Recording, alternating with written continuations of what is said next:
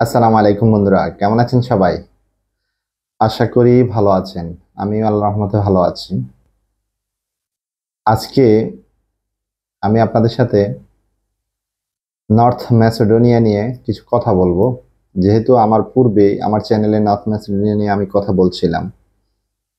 তো এই সকল বিষয় নিয়ে অনেক কথা হবে। ওখানে আসলে বর্তমানে ভিসার রেশিও কেমন, অথবা ভিসা ফেক হচ্ছে কিনা, বা আসলে কেউ কি কোনো সমস্যায় পড়ছে কিনা। যেহেতু আমরা যারা ইউটিউবার চ্যানেল পরিচালনা করি, কিছু কমেন্টস আসে, কল আসে হোয়াটসঅ্যাপে, বলতেছে বা বিভিন্নভাবে নিজস্ব লোকও কিছু গেছে, বা যারা গেছে বা কেউ কি সমস্যায় পড়ছে, এই সকল বিষয় নিয়ে আমি আপনাদের সাথে আলোচনা করব। আলোচনার আগে আমার একটা অনুরোধ থাকবে, আপনারা যারা আমাদের ভিডিও দেখেন, যে যেই যেই চ্যানেলের ইউটিউবারদের ভিডিও দেখেন, যদি এই ভিডিও দেখে আপনাদের কাছে মনে হয় যে আমাদের ভিডিওগুলো অথেন্টিক, অথবা আমাদের এই ভিডিওতে আপনাদের কোনো না কোনোভাবে ডিমোটিভেট না করে, মানে কোনো না মানে অনেকে বিভিন্নভাবে বিভিন্ন জায়গায় প্রতারিত হন, আর আমাদের ভিডিওগুলো দেখে যদি মনে হয় যে আপনারা প্রতারিত হচ্ছেন না বা ভালো কিছু পাচ্ছেন, তাহলে আমার চ্যানেলটিকে সাবস্ক্রাইব করবেন।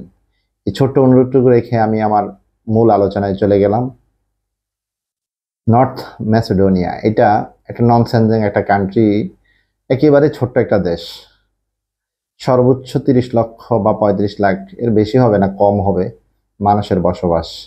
অনেকে হয়তো ভাবে নর্থ ম্যাসেডোনিয়াতে বা এটা কখনো সেনজেন হয়ে যাবে। আমি বললাম এটা আগামী 10 বছরও সেনজেন হবে না। কিন্তু অনেকে এটাকে ট্রাম্প কার্ড হিসেবে ব্যবহার করে থাকেন, যে এটা থেকে ইতালি চলে যাব, এটা থেকে বাই রুটে চলে যাবে, দালাল অনেক কথা বলবে। দালালের এই বিস্তারিত কথা বা বাস্তব অভিজ্ঞতার কথাগুলো আমি তুলে ধরবো।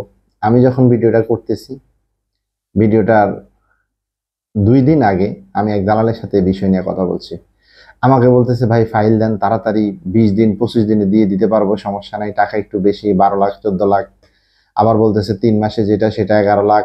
আবার বলতেছে যেটা 8-10 মাসে নর্মাল প্রসেস হবে সেটা 10 লাখ। মানে ওর কথাবার্তার অ্যাটিটিউড কেন জানি আমার কাছে সন্দেহাতীত মনে হচ্ছে। সে আমাকে এই হোয়াটসঅ্যাপে আজকে বিষয় হয়েছে ভাই, গতকালকে বিষয় হয়েছে, আমার কাছে মনে হচ্ছে বিষয়গুলো ঢাকা নীলক্ষেত থেকে বানানো। মানে এমন একটা, মানে ডিপ্রেসড হয়ে গেছে কি কেন সে এত তাড়াহুড়া করতেছে। পরে আমি তার সাথে শর্ত দিলাম যে, সে বলতেছে পাসপোর্ট দেন ভাই, সমস্যা নাই, কোনো অসুবিধা না, আপনি কাজ দেন। যেহেতু আমি আমার চ্যানেল আছে বা আমার নিজস্ব একটা দোকান আছে, বা ট্রাভেল এজেন্সির কিছু কাজ টুকটাক করি, স্টুডেন্ট ভিসা প্রসেসিং করি, সেই কারণে সে আমার মানে আমাকে হাতিয়ার হিসেবে ব্যবহার করতে চাচ্ছে। সে আমার কাছের মানুষ, তো আমি মানে কাছের মানুষ বলতে ছোট ভাইয়ের মাধ্যমে পরিচয় হয়েছে। কিন্তু পরবর্তীতে সে যেভাবে আমাকে বলতেছে, যে আমি অলরেডি পাসপোর্ট একটা দেওয়ার জন্য প্রস্তুতিও নিছি, কিন্তু তার সাথে আমার কথা ছিল যে আমি প্রথমে পাসপোর্টের সাথে 50,000 টাকা দিব, আর ভিসা হওয়ার পর ম্যান পাওয়ার করবো আগে বাংলাদেশে, ম্যান পাওয়ার বিএমইটি এগুলো সম্পূর্ণ হলে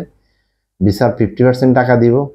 আর এরপর যখন ফ্লাই হবে, সে আমার লোক ওই দেশে গিয়ে ফোন দিবে আমাকে, এখানে আমি তাকে টাকাটা দিয়ে দিব। এরকমই কথা হয়েছে। সে তখন সবকিছুতে ইয়েস ইয়েস বলতেছিল, কিন্তু যখন পাসপোর্ট দিতে গেলাম আমি বললাম যে দেখো, আর নিজস্ব মানুষের মধ্যে তর্ক বিতর্ক না হওয়াটাই উত্তম। তুমি কিভাবে টাকা নিচ্ছ বা কিভাবে নিবা, এটা এটা স্টাম্পিং করা বা স্টাম্প করা, বিষয়গুলো ক্লিয়ার করে নেওয়া। তখন তার সাথে একটা দ্বন্দ্ব বাজে। দ্বন্দ্বটা বলতে ঝগড়াঝাটি নয়, মারামারিও নয়, মানে তখন আমি তার থেকে ফিরে আসি। তাকে আমি বললাম 50,000 টাকা তো দিচ্ছি, ঠিকই আছে, সমস্যা নাই, কিন্তু আমি ভিসা কিন্তু হওয়ার পর, ম্যান পাওয়ার পরে টাকা দেবে। সে বলতেছে না ভাই, অ্যাপ্রুভাল আসলে আমাকে টাকা দিয়ে দিতে হবে। তখন আমি বললাম যে না, অ্যাপ্রুভাল আমি চিনি না বা অ্যাপ্রুভাল আমি বুঝি না। অ্যাপ্রুভালের সমস্যা হইতে পারে, অনেক কিছু হইতে পারে, কিন্তু এরপরে যদি আমি এমনও হয় নর্থ ম্যাসেডোনিয়া মানে এয়ারপোর্ট থেকে ফিরে আসছে, এরকম রেকর্ড অবশ্যই আছে। যেখানে ইন্ডিয়ার বর্ডার থেকে ফিরে যায় সেখানে আপনি ওখানে চলে যাবেন বা ওখানে হচ্ছে, কোনো সমস্যা হবে না, এটা ভাবাটা ভুল। এরপরেও কেউ না কেউ, কাউকে না কাউকে বিশ্বাস করতে হবে, এটা সত্য। কিন্তু বিশ্বাস যে করবেন, আপনি চিন্তা করেন, সে বলতেছে সর্বোচ্চ 1-1.5 মাসের ভিতরে ভিসা দিয়ে দিচ্ছে। এখন অনেকেই মনে করেন যে নর্থ ম্যাসেডোনিয়া 12,000 কর্মী নিবে, এটা নিয়ে অনেকেই অনেক লেখালেখি বা নতুন করে ইউটিউবে এটা একটা সারা জায়গায় ফেলতেছে যে নর্থ ম্যাসেডোনিয়া যাইতে পারলে ভালো হবে, এখান থেকে ইতালি চলে যাওয়া যাবে। আসলে পরে কি হবে সেটা পরের বিষয়, কিন্তু নর্থ ম্যাসেডোনিয়া আগে যাওয়ার আগ পর্যন্ত যে আর 10 লাখ 12 লাখ 11 লাখ ডিমান্ড করতেছে, এই টাকা বেয়ার করে আপনি যাইতে পারবেন কিনা সেটা তো আপনাকে আগে দেখতে হবে। তো এই জন্য আমি আপনাদেরকে মূলত এই বিষয়গুলো নিয়ে কথা বলার জন্য ছাড়ছি, যে আসলে নর্থ ম্যাসেডোনিয়া থেকে বের হওয়াটা অনেক কঠিন। এখন আপনি লিবিয়া সাগর ফাড়ি দিয়ে অনেকে ইতালি যাচ্ছে, সেটা সম্পূর্ণ ভিন্ন বিষয়। অনেক ভাই হয়তো আমার সিলেটের যারা ভিডিও দেখেন তারা মাইন্ড করতে পারেন, অনেকে বলে সিলেটের বাসীরা অনেক বেশি রিক্সেবল গেম দেয়। তো এখন সেটা আপনার ব্যক্তিগত বিষয়, কিন্তু নর্থ ম্যাসেডোনিয়া যখনই পূর্বে কিন্তু নর্থ ম্যাসেডোনিয়ার ফাইল দিল্লিতে গিয়েই নিজে জমা দিয়ে কাজ করতে হইতো, কিন্তু এখন যখন অথরাইজ করে পাসপোর্ট পাঠিয়ে দিচ্ছে, এখন যত সহজ তত সমস্যা হচ্ছে আমার কাছে মনে হচ্ছে। যত সহজ করছে এখন ততটা সমস্যা মনে হচ্ছে আমার কাছে। কারণ পাসপোর্ট আপনাকে দিয়ে দিবেন, ওকে 2 মাস 4 মাস পরে পাসপোর্টে কি স্টিকার লাগাইছে না অ্যাপ্রুভাল আসছে কি আসছে, আপনাকে পাসপোর্টের ভিসা ধরাই দিল। আপনি হয়তো বলবেন ভাই দুনিয়াটা কি এত সহজ? আরে ভাই বিএমইটিটা পর্যন্ত অনেক সময় আমি দেখি যে ওই বিএমইটি অফিসের লোকের সাথে কন্ট্যাক্ট করে ফেলে যে আমার লোক যাবে এই পাসপোর্ট নিয়ে, আপনি বলবেন আপনার বিএমইটি ওকে, আপনি চলে যান, এইটাও আছে। এখন আমি সবসময় নেগেটিভ সাইড নিয়ে আলোচনা করতে পছন্দ করি, কারণ পজিটিভ তো সবাই বলে। এখন আপনি হয়তো বলবেন যে আপনাদের কারণে মানুষের লাইফ সেই হচ্ছে এটা হচ্ছে সেটা হচ্ছে, এটা বলবেন আমি জানি, আমার চ্যানেলে অনেকেই এরকম বাজে কমেন্টসও করেন। আমি আগেই বলছি যারা আমার ভিডিও দেখলে কোনো কিছুতে উপকৃত হন না, আমার অনেকগুলো ভিডিও আছে। যেমন আমার একটা ভিডিও ছিল যে কোন বয়সে আপনি আসলে, মানুষের একটা সমস্যা ভালো জিনিস কম দেখে, যে আপনি কোন বয়সে কোন সিদ্ধান্ত নেবেন এই ব্যাপারে একটু মোটিভেশন ভিডিও আমি করছিলাম, আপনারা দেখলে দেখতে পারেন যে আপনি কি বয়সে ইউরোপে কোন দেশে যাবেন। তো যাই হোক, সেই বিষয়ে আর কথা না বলি, এখন মূলত হচ্ছে ম্যাসেডোনিয়া নিয়ে যে কথা বলতেছিলাম। তো এখন ম্যাসেডোনিয়া প্রথমত ছিল ব্যক্তি নিজে ইন্ডিয়ান ভিসা করে ওখানে গিয়ে ফাইল জমা দিয়ে তারপরে যাই ভিসা করতে হতো। এখন যখন গত 2-2.5 মাস বা 3 মাসের ভিতরে এটা আবার চেঞ্জ হয়ে গেছে যে অথরাইজ করে পাসপোর্ট দিল্লি থেকে ভিসা করা যায়। এই নিউজের পর এবং ম্যাসেডোনিয়াতে 12,000 কর্মী নিবে সারা বিশ্বের থেকে, যে কোনো জায়গা থেকে। যদি কারো অসুবিধা থাকে সে ফ্রান্স থেকেও আসতে পারবে, একটা কথার কথা, যদি ওখান থেকে মানুষ আসবে না, কিন্তু মূলত ভারত, নেপাল, বাংলাদেশ, ইন্ডিয়ানরাও কম যায়। তো এই যে যাওয়ার বিষয়টা, এখন আপনারা খুব বেশি প্রতারণার শিকার হবেন, এটা হচ্ছে সবচেয়ে বড় ভয়ঙ্কর বিষয়। যারা অনেক সময় বিভিন্ন জায়গায় ফাইল দিয়ে দেন, চেনেন না জানেন না, কিন্তু যেমন পর্তুগাল দেখেন, আপনাকে পর্তুগালেও কিন্তু অনেকগুলো জটিলতা থাকে, থাকলেও আপনাকে পর্তুগালে যখন এম্বাসি ফেস করাবে, একটা এম্বাসি ডে টু ডেতে 2-2.5 লাখ 3 লাখ টাকা খরচ হয়, কারো 50,000, কারো 1 লাখ, কারো 3 লাখ পর্যন্ত খরচ হয়। তো সে যেহেতু এতটুকু পর্যন্ত খরচ করেছে, আপনার বিষয়টা ফেক করবে না, বা আপনি ওখানে সরজমিনে ফাইল জমা দিয়েছেন, এখানে আপনার একটা কনফিডেন্স লেভেল বেড়ে যাবে। কিন্তু নর্থ ম্যাসেডোনিয়ার ক্ষেত্রে আগে এই কনফিডেন্স লেভেলটা ছিল যাদের, কিন্তু এখন আর সেটা হচ্ছে না। কারণ হচ্ছে ভিসা দালাল বলেন, মিডিয়া বলেন, মধ্যস্থকারী বলেন, বা যার কথাই বলেন, সে আপনার থেকে পাসপোর্ট নিয়ে কি নীলক্ষেত থেকে ভিসা বানাইলো না দিল্লিতে বাইরে প্রিন্টার দোকান থেকে ভিসা বানাইছে, সেটা কোনো কিছু আপনি জানবেন না। কিসের অ্যাপ্রুভাল কিসের কি, সার্বিয়ার ক্ষেত্রে তাও কিছুটা ধরা যায় অ্যাপ্রুভালের বিষয় যদি থাকে। আমার সার্বিয়া নিয়ে পরবর্তী ভিডিও আছে, আশা করি ওইটাতে দেখলে বুঝবেন যে সার্বিয়ারটা কিছুটা বোঝা যায়, কিন্তু নর্থ ম্যাসেডোনিয়া খুব বেশি প্রতারণা হচ্ছে এখন।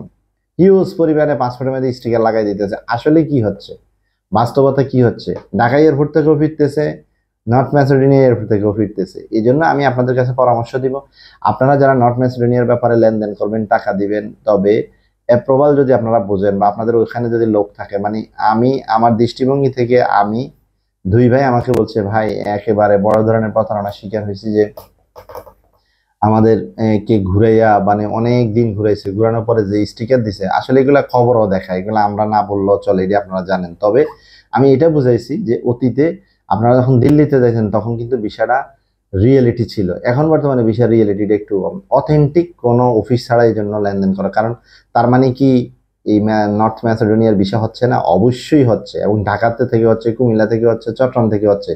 আমি আগেই বলছি অথেন্টিক যদি আপনি কোনো এজেন্সি, কারণ এজেন্সি ছাড়া আপনারা কখনোই 2-4 জন মানুষ, আর এই স্টুডেন্ট বিষয়টাও তো এজেন্সি ছাড়া আপনারা প্রসেসিং করতে পারবেন না। তার মানে এজেন্সি খারাপ বা এজেন্সি ওয়ালার কাছে যাবেন না, আমি কিন্তু সেটা বলি নাই। আমি বলছি অনেকে অনেক ধরনের বিজ্ঞাপনও দিয়ে থাকে, এই এজেন্সি ভালো, ওই এজেন্সিতে গেলে আপনারা এটা পাবেন।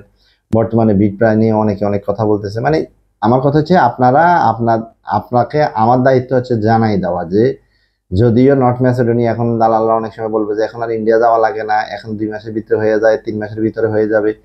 এই প্রলোভনগুলো যে দিচ্ছে এটা সঠিক, কিন্তু প্রকৃত যিনি আপনাদের এই কাজগুলা করে ওনারা অনেক হাই লেভেলে শিক্ষিত থাকে, ওনারা বাহিরে যাচ্ছে, আসা যাওয়া করতেছে, ওনারা অনেক কিছুই জানে না। আপনাকে গ্রাম থেকে একটা দালাল নিয়ে ওই অফিসের লোকের লগে কথা যতটুকু শুনছে, আপনাকে একটা ভুলভাল ফিটিং দিয়া, এমন আছে ওই অফিসের যে বস ওনার সাথে ওর যোগাযোগও নাই, টাকা 1 লাখ 2 লাখ 3 লাখ ঘুরে গাড়ায় এরপরে কোনো বুদ্ধি পাইছে এই স্টিকার মাইরা আপনাদেরকে দিয়ে দিতে পারে। এই জন্য আমি বলছি যে নর্থ ম্যাসেডোনিয়া, এরপরেও নর্থ ম্যাসেডোনিয়াতে বেতনের ব্যাপারটা যেটা সেটা হচ্ছে যে সর্বোচ্চ বেতন পায়, মানে একেবারে যদি বেশি পায় সেটা হচ্ছে 500 ইউরো, ঠিক আছে।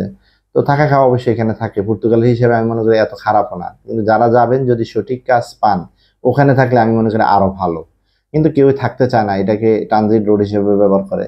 যার কারণে নর্থ ম্যাসেডোনিয়ার ব্যাপারে আমি বলবো আপনারা যারাই সিদ্ধান্ত নিচ্ছেন, যদি আপনজন হয় কোনো সমস্যা নাই, যদি দূরবর্তী কারোর সাথে লেনদেন করেন তাহলে চুক্তিভিত্তিক করবেন যে আমি এই ম্যাসেডোনিয়া এয়ারপোর্ট পার হওয়ার পর আপনার সাথে চুক্তি সম্পন্ন হবে, প্রয়োজনে স্ট্যাম্প করবেন, টাকা দেওয়ার ব্যাপারে অ্যাপ্রুভাল কি জিনিস ভালো করে বুঝবেন, এবং ভিসা হওয়ার পরে ম্যান পাওয়ার করার পরে মূল টাকার লেনদেন করার চেষ্টা করবেন। তাহলে হয়তো আপনি কিছু অংশ হইলেও বেঁচে যাবেন। কেননা ভিসা সঠিক কিনা এটা ম্যান পাওয়ার অফিসে গেলে বা যখন আপনারা ট্রেনিং সেন্টারে যাবেন, কারণ ওয়ার্ক পারমিটের জন্য ম্যান পাওয়ার বা ট্রেনিং সেন্টার এগুলা একেবারে অপরিহার্য, এটা মাথায় রাখতে হবে। তো এই জন্য তারপরেও কিছু প্রতারণা হবে, সেটা হচ্ছে ভাই আল্লাহর হুকুম এরকম, এর পরে তো আর কিছু করার নাই। কিন্তু আপনাকে সাবধান করার জন্য আমি এতটুকু বললাম, এই নর্থ ম্যাসেডোনিয়াতে বর্তমানে বেতনের হার হয়তো 500 ইউরো, আর থাকা খাওয়া মালিক নিয়ে নেয়। আবার অনেক সময় বর্তমানে যে বিষয়টা হচ্ছে এটা হচ্ছে নর্থ ম্যাসেডোনিয়াতে অনেক সময় মালিক রিসিভ করতেছে না। এটা কেন করতেছে না? এটার কারণ হচ্ছে যে আমরা যারা এই ফাইলগুলো প্রসেসিং করতেছে ওই আগের মতোই বাঙালি কিছু সুবিধা দেয় বা এই সমস্যা নাই, শুধু আপনি ভিসা দিলে হবে বা ইয়া দিলে হবে। কিন্তু নর্থ ম্যাসেডোনিয়াতে সাধারণ নিয়ম অনুসারে কিন্তু সুন্দর একটা সিস্টেম ছিল বিগত দিনগুলোতে, একটা মানুষ গেলেই পরের দিনেই তাকে ফিঙ্গার দিয়ে দিত, কার্ড দিয়ে দিত। কারণ এটা না দিলে ওখানকার প্রশাসন যেই মালিক নিয়ে গেছে তার উপরে অনেক চাপ প্রয়োগ করতো, এবং আপনার কোনো অকারেন্সের জন্য সকল দায়ভার তার উপরে আসতো। এই জন্য আমি মনে করি ওটা সুন্দর সিস্টেম ছিল। কিন্তু বর্তমানে কিছু কিছু ক্ষেত্রে একটু ব্যতিক্রম হয়ে যাচ্ছে। আর এই জন্যই আমি আপনাদেরকে সতর্ক করলাম, নর্থ ম্যাসেডোনিয়ার ব্যাপারে যখনই আপনারা সিদ্ধান্ত নেবেন খুব ভেবে চিন্তে সিদ্ধান্ত নেবেন। আশা করি বুঝতে পারছেন। ভালো থাকবেন।